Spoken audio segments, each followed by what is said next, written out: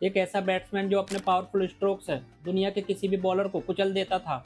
अपने समय के इंडियन क्रिकेट के इंडियाना जोन्स कहे जाने वाले के श्रीकांत की बैटिंग स्टाइल काफ़ी इंटरटेनिंग और एक्सप्लोसिव से भरपूर था। वह हमेशा क्राउड के मनोरंजन के लिए ही खेला करते थे। Srikanth former Indian batsman Mushtaq Ali की तरह एक तेज तर्रार ओपनिंग बैट्समैन थे। ये वही मुश्ताक अली हैं जिनके बारे में यहाँ तक कहा जाता है कि अगर टी20 क्रिकेट उनके टाइम पर खेला जाता तो वे शॉर्टेड फॉर्मेट के सभी रिकॉर्ड को तहस नहस कर सकते थे। श्रीकांत के बेखौफ होकर खेले गए पुल और हुक शॉट ने उनको दुनिया के सबसे खतरनाक बैट्समैन में से एक बना दिया था। आज की इस वीडियो में हम इंडियन ओपनर कृष्णमाचारी श्रीकांत के करियर पर बारीकी से नज़र डालेंगे। चलिए दोस्तों, ज़्यादा समय नहीं लेते हुए वीडियो को स्टार्ट कर लेते हैं।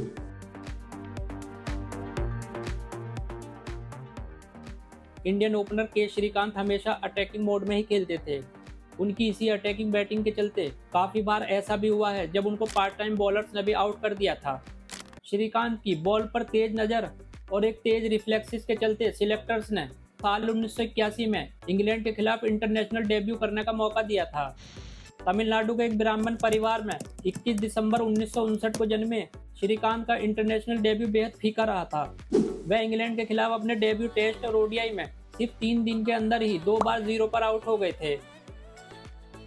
श्रीकांत की बैटिंग में बिल्कुल भी कंसिस्टेंसी नहीं थी, इसलिए उनको टीम इंडिया से बाहर कर दिया गया था।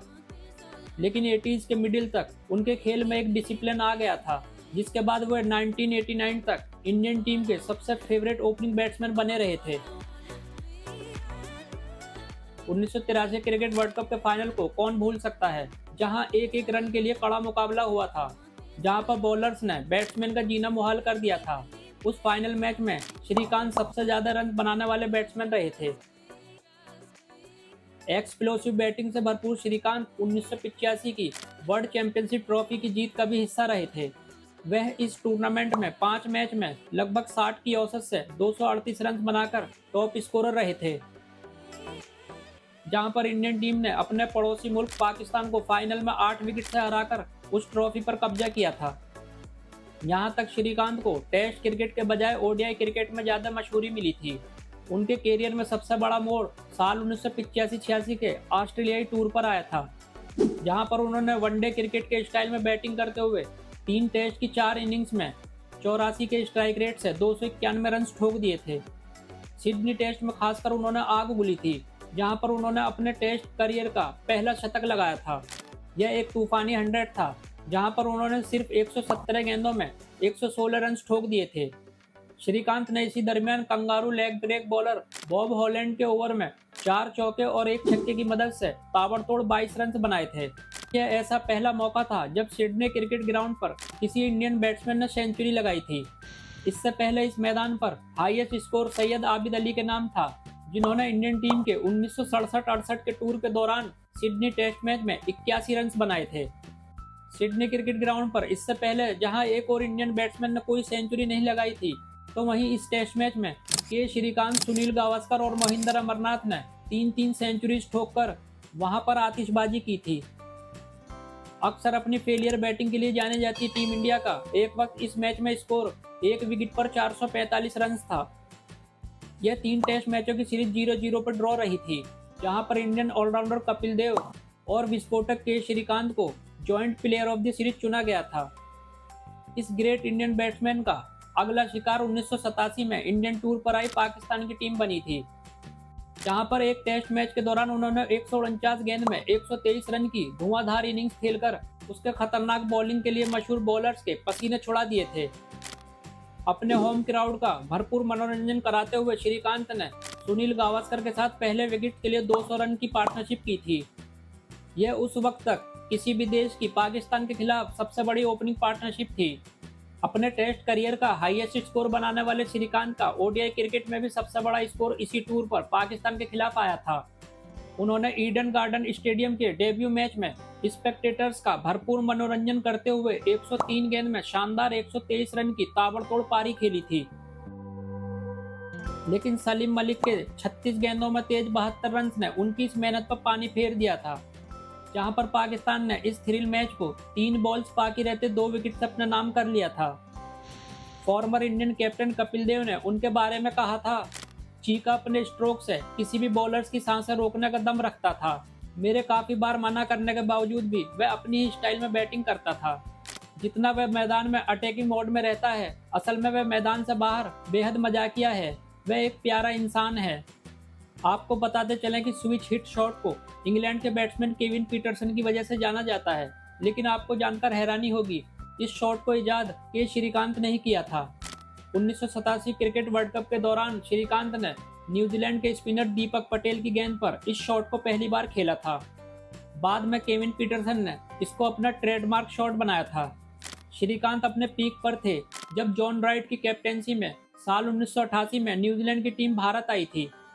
मेहमान कीवी टीम को श्रीकांत ने अपने ऑलराउंडर खेल से चारों खाने चित कर दिया था।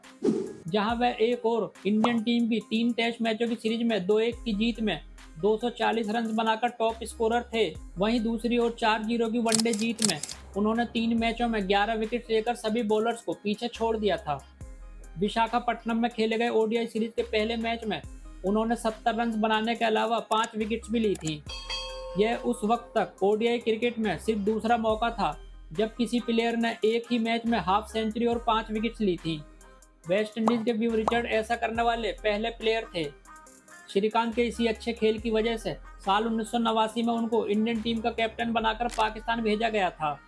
यह टूर खेल से ज़्यादा वहां पर हुई कंट्रोवर्सीज की वजह से ज़्यादा याद किया जाता है, जहां पर एक पाकिस्तानी स्पेक्टेटर ने श्रीकांत के साथ मारपीट की थी, जिसके बाद इंडियन कैप्टन भी उस स्पेक्टेटर पर टूट पड़े थे।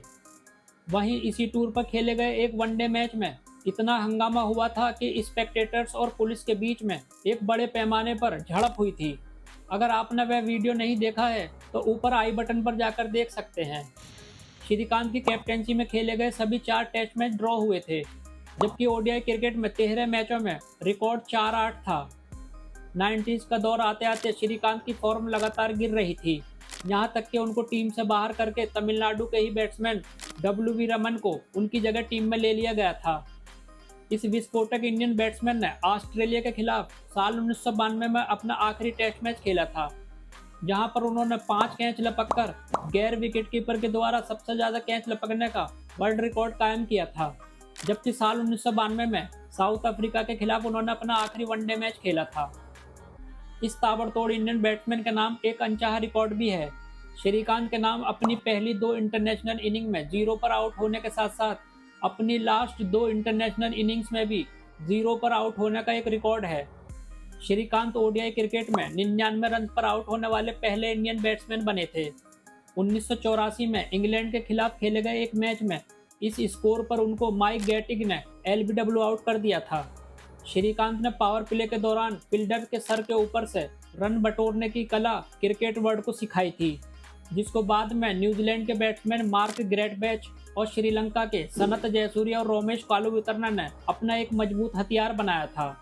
जब उन्होंने रिटायरमेंट ली थी उस वक्त तक उन्होंने किसी भी इंडियन बैट्समैन के मुकाबले सबसे ज़्यादा रन्स और शतक बनाए थे। उन्होंने 43 टेस्ट मैच में लगभग 30 की औसत से 2062 रन्स बनाए। वह टेस्ट क्रिकेट से ज़्यादा ओडीआई क्रिकेट में ज़्यादा मशहूर हुए थे। उन्होंने 146 मैचों में लगभग 29 की औसत से 4091 रन बनाने के साथ साथ लगभग 25 की एवरेज के साथ 25 विकेट्स हासिल की थी।